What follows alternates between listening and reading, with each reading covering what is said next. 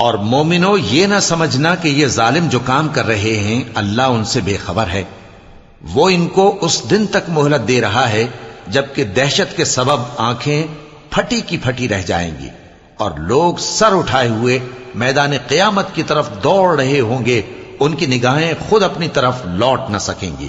اور ان کے دل مارے خوف کے ہوا ہو رہے ہوں گے، اور لوگوں کو اس دن سے آگاہ کر دو جب ان پر عذاب آ جائے گا۔ تب ظالم لوگ کہیں گے کہ اے ہمارے پروردگار، ہمیں تھوڑی سی مہلت عطا کر تاکہ ہم تیری دعوت توحید قبول کریں اور تیرے پیغمبروں کے پیچھے چلیں۔